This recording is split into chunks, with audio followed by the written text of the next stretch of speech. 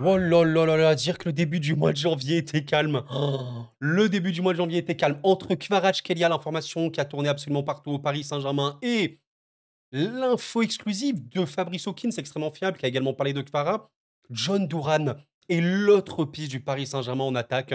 Le joueur d'Aston Villa a été contacté par le club de la capitale. Écoutez, j'espère vraiment que vous allez bien. Je vous souhaite une excellente fin de semaine. Bon week-end à vous. J'espère vraiment que cette vidéo sera complète. Tout savoir sur John Duran. Qui est-il? Est-il pertinent pour le Paris Saint-Germain? Normalement, je vous ai préparé quelque chose de consistant, mais je vous tease un petit peu. Je suis hype parce que on parle des problèmes du Paris Saint-Germain qu'on va évoquer tranquillement dans cette vidéo. Le fait, potentiellement, attention, c'est pas du tout fait, même si bon, Kvara peut être en bonne voie. D'ailleurs, il y a quelques petites news sur Kvara qui sont encore tombées. J'en parlerai peut-être en fin de vidéo. Faire Kvara et potentiellement John Duran, je vais être très, très, très honnête avec vous. Le PSG va changer. Je suis quasiment sûr que le PSG actuellement, avec l'effectif qu'il a et le jeu qu'il a, rajouter simplement Kvara et Duran, ça te fait passer à une vitesse supérieure dans une autre, je vais pas dire dimension parce que c'est pas le terme, mais tu montes. Tu as vraiment un step-up. En tout cas, bon, John Duran, avant-centre d'Aston Villa, on va avoir déjà sa fiche tranquillement. D'ailleurs, sachez quelque chose de très important, on va beaucoup, beaucoup parler de Gonzalo Ramos dans cette vidéo, parce que Kolo Muani est en instant de départ, normalement au niveau de la Juve. D'ailleurs, on parlera un peu de Kolo également vis-à-vis de Kvara. Et, très très important, Gonzalo Ramos devrait rester, mais quel avenir pour Gonzalo si tu as un mec comme Duran qui arrive? Bien, alors déjà, il faut savoir quelque chose. Le joueur est très très jeune. John Duran, c'est un Colombien, hein, ce n'est pas un Équatorien. Attention, je sais que certains peuvent parfois confondre les drapeaux. J'ai vu notamment quelqu'un dire Pacho ne sera plus seul parce que Pacho est équatorien, mais non, il est bien colombien. John Duran, désolé si je prononce mal son nom, si jamais, est né le 13 décembre 2003. Il est vraiment jeune. Il est vraiment, vraiment jeune. Il vient à peine de faire 21 ans. Gonzalo Ramos, cette année, il va faire 24 ans. Donc Gonzalo, ben, je ne vais pas dire il a 3 ans de plus, mais voilà, il a 2 ans et demi de plus à minima, ce qui est quand même, voilà, il faut le noter. Donc c'est un joueur vraiment qui est tout récent dans le football. D'ailleurs, ce qui est intéressant, j'en profite de le montrer rapidement. Alors, c'est pas la seule personne, mais quelqu'un a commenté ça sous une de mes dernières vidéos. John Duran, c'est possible et vraiment compatible. Sinon, je suis d'accord avec tout par rapport à Mercato Idéal. Salut si tu passes par là, ici, Kellyanne. Salut à toi et salut à tout le monde évidemment. Duran, on en a d'ailleurs déjà parlé en live. Bon, il faut savoir quelque chose, c'est évidemment un avant-centre, il joue à Aston Villa et il est coté, malgré son très jeune âge, à 40 millions. On sait que généralement les joueurs de première ligue peuvent avoir des cotes un peu plus importantes, mais lui a vraiment des raisons et je vais vous l'expliquer juste après. D'ailleurs, la valeur marchande du joueur, il faut savoir qu'il a été, alors c'est un club colombien il me semble, à 18 ans il a joué au Chicago Fire, il est arrivé à Aston Villa à tout juste 19 ans et là, il a un petit peu explosé, on va dire, sur ce début de saison. Il commence à prendre vraiment beaucoup, beaucoup au niveau de sa valeur marchande. Chose extrêmement intéressante à noter vis-à-vis de Duran, et après on va parler de son profil détaillé et tout. Regardez un petit peu ceci. Est-ce que vous voyez l'image? Normalement, il y a un truc qui va vous frapper. Les minutes jouées. En fait, si vous remarquez, Duran n'est pas titulaire à Aston Villa. Dans le 11 de départ, il est là que 20% du temps en Première Ligue. Les minutes jouées, il a joué un tiers des minutes de Première Ligue. Seulement. C'est assez particulier. Il faut savoir que Aston Villa a évidemment un très très gros effectif. Si vous regardez un peu la valeur marchande des joueurs, ben Oli Watkins, qui est un peu l'avancement du club, est coté à 55 millions. Et c'est effectivement lui qui est un peu le titulaire et c'est un peu lui qui joue le plus de minutes devant Duran. Mais Duran, et voilà, ici Aston Villa, une équipe d'ailleurs qui est très très bonne, hein, il faut le dire, ça joue super bien. Mais du coup, il y a quand même quelque chose qu'il faut noter. Il aura marqué 7 buts en Première Ligue. Il aura marqué 3 buts en Ligue des Champions, le petit Douane. Et il aura marqué également en Cup. OK. Mais quand vous regardez ça, ouais, 7 buts en 18 matchs, bon, voilà, on a vu largement mieux.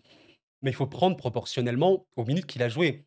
En fait, c'est très très simple. Je vais vous dire quelque chose qui va définir vraiment pas mal le joueur.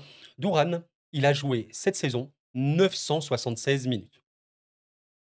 Il est littéralement à un but toutes les 81 minutes si on considère son temps de jeu. Autant vous dire que c'est excellentissime. Ça va être le mot d'ordre de Douran. Qu'est-ce qui fait qu'il a une cote élevée? Qu'est-ce qui fait que le PSG est très sûrement intéressé? C'est un tueur. Il est absolument hors norme au niveau du fait de marquer des buts et on va le comparer à Ramos juste après, vous allez remarquer un truc qui est extrêmement important. Il faut savoir quelque chose que je précise, dans les 12 buts qu'il a mis, dont je crois qu'il y a même un 13e là qui a oublié d'être compté, il a mis qu'un seul penalty. À noter quand même, parce que je sais que voilà, certains peuvent dire, bon, il a mis qu'un seul penalty, donc voilà, c'est vraiment très anecdotique. Et on va directement aller sur Football Ref, on va voir un petit peu Duran et on va voir Gonzalo Ramos.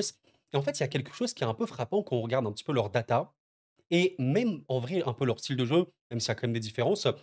Les 2 joueurs se ressemblent un petit peu. C'est pour ça qu'initialement, il faut savoir que Doran, je faisais quelques recherches sur lui, bah, rien que la semaine dernière pour vous dire au cas où, mais les joueurs se ressemblent quand même sur pas mal de points. J'ai envie de vous parler déjà, au niveau du tir. OK, je vais vous montrer un peu les stats de tir de Gonzalo Ramos. Voilà, on est sur quelqu'un, ben, qui joue également peu comme Doran, mais qui a une très, très bonne qualité de tir, de frappe globalement. On va que voilà, ça c'est des stats comparées aux 9 du top 5 européen.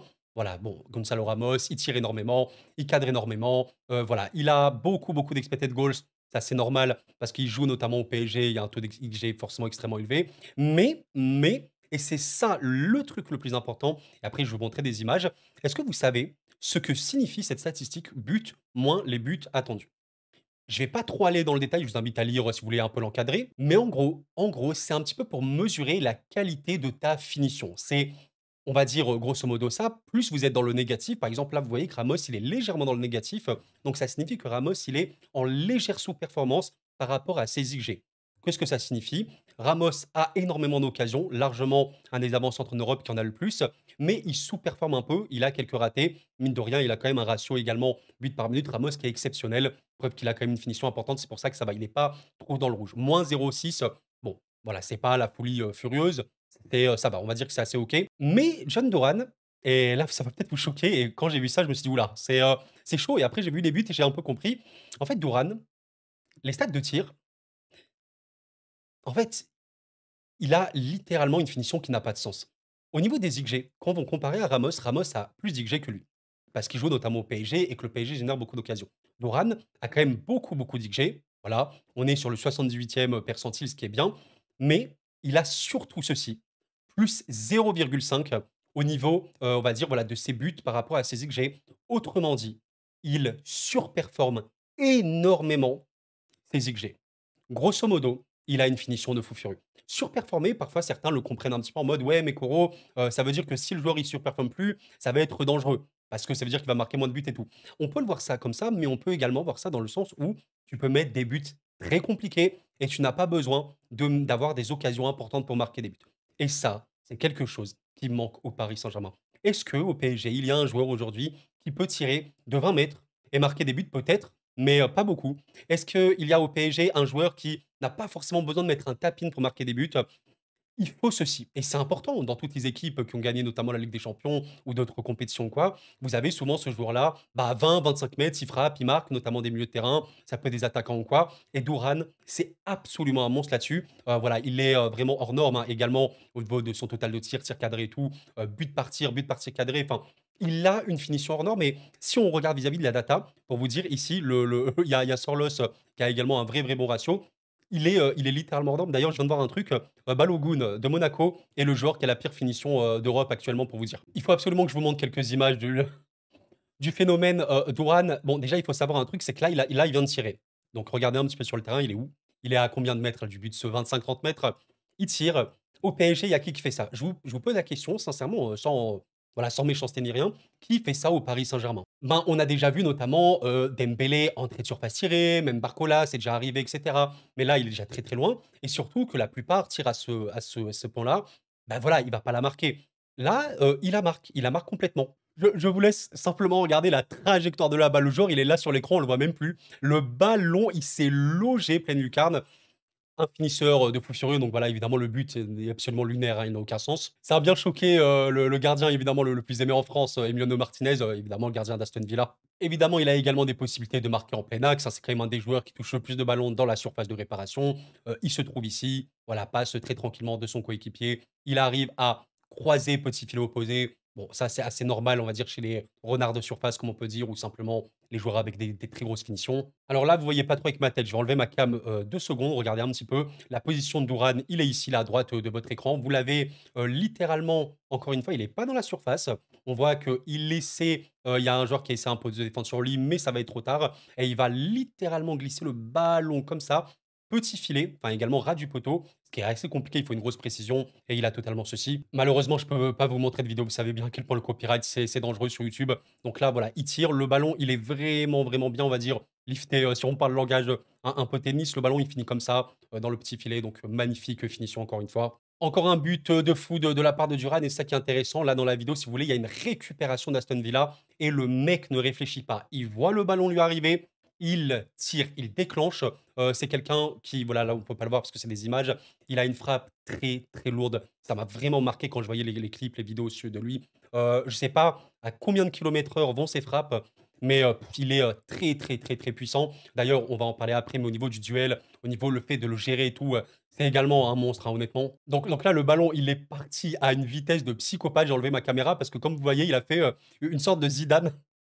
Le ballon, il a fait, transversal et il a fait but avec la goal line, ça s'est vu. Alors une action également, très, très intéressante de Dourane. En vrai de vrai, je vous montrerai la vidéo en description, je la mettrai pour que vous allez voir tous les buts qu'il a mis, c'est vraiment une folie. Là où il y a une action intéressante, où il y a un centre sur lui, où il est, voilà, il est pas hors jeu, hein, bien évidemment sur cette action. Il va réussir un petit contrôle orienté, on va dire juste un contrôle poitrine assez tranquille et là, dans cette situation, vous voyez, allez, je pense qu'un joueur, du Paris Saint-Germain ou un avant-centre, voilà, qui n'est pas forcément en mode beaucoup de finition, il pourrait essayer de temporiser, il pourrait essayer de mettre en retrait ou quoi. Il y a beaucoup de possibilités honnêtement. Là, est-ce que vous avez une idée de ce qu'il va faire? Bah, je vais vous montrer. Ouais, vous voyez bien la chose, il tente une reprise de volée.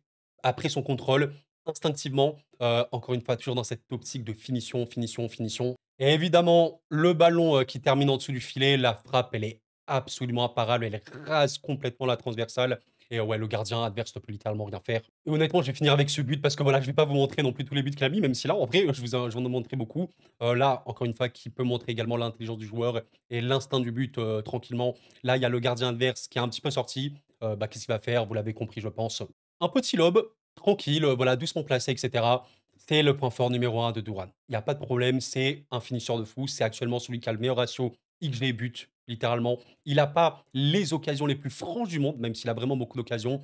Mais étant donné que, ouais, il a une frappe, absolument chirurgicale, extrêmement limpide, précise, puissante, parce qu'encore une fois, même si c'était précis, bon, si tu as une frappe un peu molle, c'est pas fou. Mais il a précision et puissance. Bah, à un moment, c'est un peu un cheat code et il me rappelle un peu Osimhen dans ce sens-là. Osimhen peut avoir une frappe extrêmement lourde, bien précise et voilà, mais je trouve il a quand même, ouais, je vais pas dire un peu plus d'armes à son arsenal, mais en tout cas, il a, ouais, cet instinct du buteur à 2000 et en tout cas, pour moi, si le PSG est vraiment intéressé par le joueur et je fais confiance à Fabrice Hawkins sur ce quoi-là, c'est que vraiment, ils sont intéressés par le fait que c'est un finisseur et il faut un joueur décisif au PSG. Il faut un joueur décisif. Dourane, s'il vient au PSG, ben, je n'ai absolument aucun doute quant au fait qu'il sera le joueur décisif, par excellence. On peut pas faire mieux que lui, actuellement sur ce registre-là. Alors je vais quand même le presser parce que c'est important. Il est également très, très, très bon dans les duels aériens, un petit peu comme Gonzalo Ramos, il y a pas de problème là-dessus. C'est quand même quelqu'un qui en joue beaucoup, qui réussit beaucoup à en faire et je vais directement passer au second, point fort. Je sais pas à quel point c'est vraiment le second, mais c'est un des vrais, vrais points forts du joueur et qui sera sûrement apprécié par Luis Enrique pour ça. Ben, en vérité, il a une intensité au duel, notamment défensivement, qui est extrêmement importante. D'ailleurs, c'est ça qui est intéressant. Quand vous voyez, alors c'est un grand, grand tacleur, il fait énormément de tacles comparé au numéro 9 en Europe. Il en fait également beaucoup dans la zone défensive. Généralement, vous allez beaucoup voir Duran, ben, plus bas sur le terrain, en train de défendre, même faire des tacles en zone défensive et après une récupération, partir en transition, voire en contre. Il peut totalement faire ça, il est très intéressant. Alors, il faut quand même être honnête, hein, au Gonzalo Ramos, enfin, si on regarde un petit peu, c'est également quelqu'un qui est très, très, très présent au niveau, de la défense. Il est extrêmement actif, moins, peut-être en zone défensive que Duran, il faut le dire. Donc bon, en vérité, bah, les joueurs se ressemblent là-dessus. Donc c'est pour ça que je vous dis, il y a des similitudes, certaines entre les 2. Donc voilà, là, on arrive à un point de la vidéo où je vous ai un peu présenté ce point fort. On va quand même parler des faiblesses joueurs parce qu'il en a, même s'il y a d'autres points forts que j'ai pas encore évoqués. Conclusion, petit, résumé de ce qu'on a compris maintenant. Duran, il est absolument incroyable à la finition. C'est actuellement celui qui a le meilleur ratio, comme on l'a dit, but XG. Il est également incroyablement bon, on va dire dans le duel aérien, dans même les duels, on va dire joués. Il joue énormément de duels, il fait beaucoup, beaucoup de replis. Il est extrêmement fort physiquement. Par rapport à un Gonzalo Ramos, je pense que ça se voit quand même. Ramos, on peut un peu le bouger, même s'il a je trouve un bon jeu de haut but, si c'est vraiment conserver le ballon et tout. Duran, c'est vraiment, vraiment, vraiment compliqué, j'allais dire de lui prendre le ballon. En tout cas, en 1v1, ne sois pas en 1v1 contre lui parce qu'il va vraiment te faire du mal. Il est, très, très vitement bougeable. Vous savez, le genre de joueurs qui utilisent leur corps entier un petit peu pour empêcher d'être bougé, un peu comme Osimhen, hein, d'ailleurs, il rappelle vraiment Osimhen sur ce point-là. C'est vraiment Dourane. Il est compliqué à aller chercher sur ce registre-là. Comme on l'a dit, bon dans les airs et tout, c'est un petit peu tout ce qu'il a. Bon, Maintenant, on va quand même parler, de quelque chose qui va être très important. Je l'ai un petit peu omis, volontairement. On va parler un petit peu de tout ce qui est passe. Parce que Gonzalo Ramos à la passe, c'est clairement loin, d'être un mauvais joueur, hein. Honnêtement, il est plutôt bien, même honnêtement bien pour un avant-centre. Bon jeu de déviation, bon pivot et tout machin. Dourad, quand on regarde un petit peu sa data sur Football Ref, c'est moins bien honnêtement que Ramos quand on le voit là. Bon, bah, voilà, il y a quand même plus de VR, sur Gonzalo Ramos et tout, mais il y a quand même des choses qu'il faut comprendre et c'est pour ça qu'il faut pas simplement regarder la data, mais également compléter avec les matchs et regarder aussi les bonnes choses, qui sont importantes. Déjà, je vous ai dit quelque chose, ça c'est la data de Ramos. Vous avez vu que c'est plutôt vert. Il y a un truc où il est rouge, c'est au niveau des passes longues. Il tente réellement pas beaucoup de passes longues. Il faut le dire. Et ici, dans les pas, dans les derniers tiers du terrain, ce qui est quand même important, ben, il en fait quand même un petit peu moins. Duran, il a quand même pas mal de passes dans le dernier tiers du terrain et il tente beaucoup de passes longues. C'est vraiment quelque chose que tu remarques naturellement chez le joueur. Vous voyez là, par exemple, j'ai trouvé une situation qui est intéressante sur une phase de contre pour Aston Villa.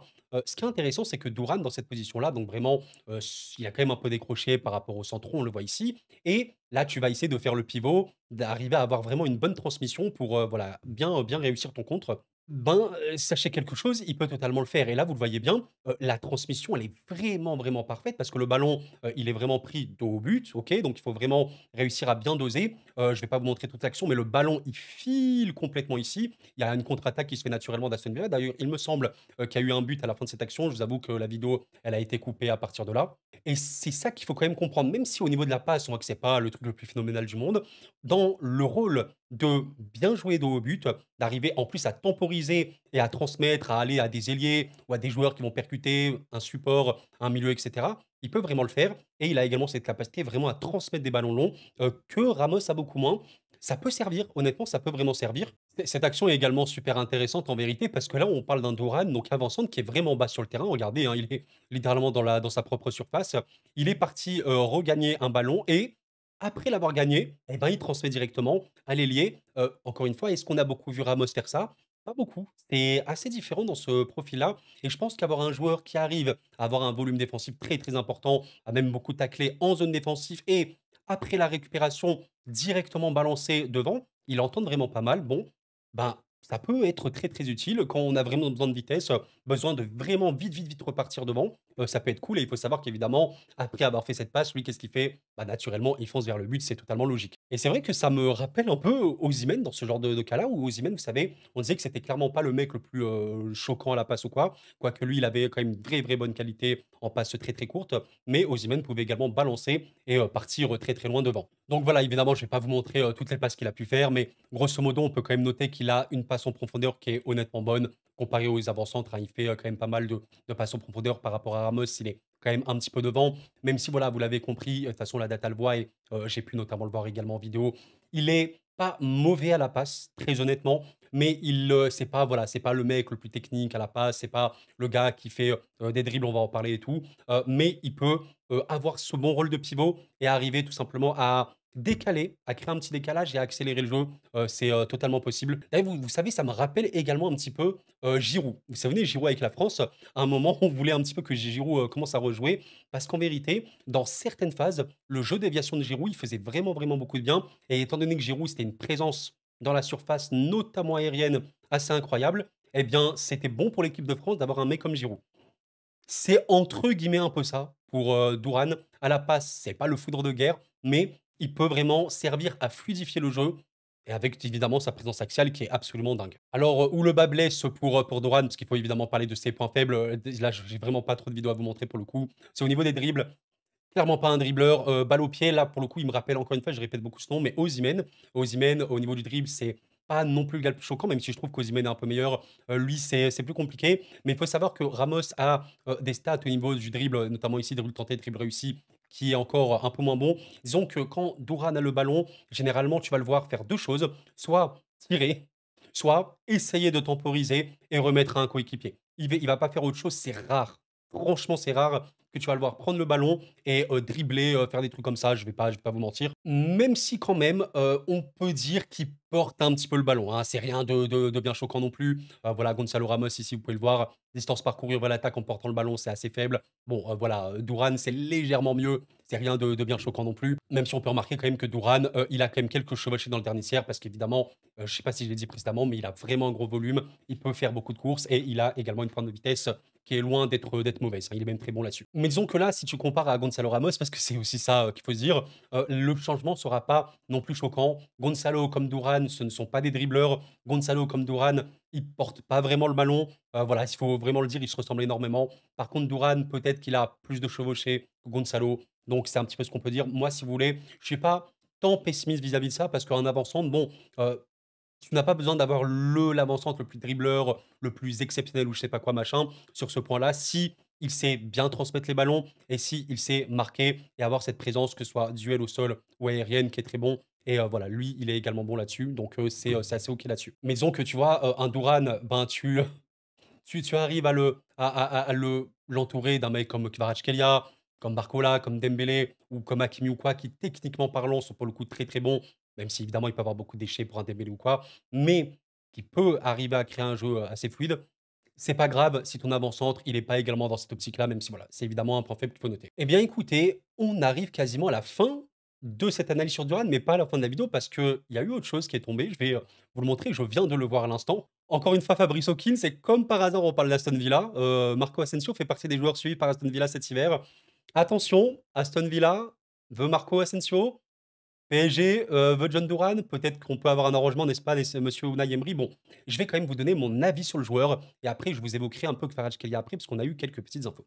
Le joueur, en tant que tel, est-ce qu'il est bon pour le Paris Saint-Germain? C'est un petit peu la complexité de la question. Parce que si on attend d'un joueur du Paris Saint-Germain au poste de cet avant-centre-là, être un faux neuf, comme ce qu'aime en vérité Lucien Riquet, ben, Duran, je ne sais pas à quel point c'est le plus pertinent. Je pense qu'il y a vraiment des choix bien meilleurs là-dessus, que ce soit des Joao Pedro de Brighton, Matheus Cunha également de Première Ligue des Wolves. Vous avez Isaac, même si je ne pense pas qu'Isaac pourra quitter le club cet hiver et cet été.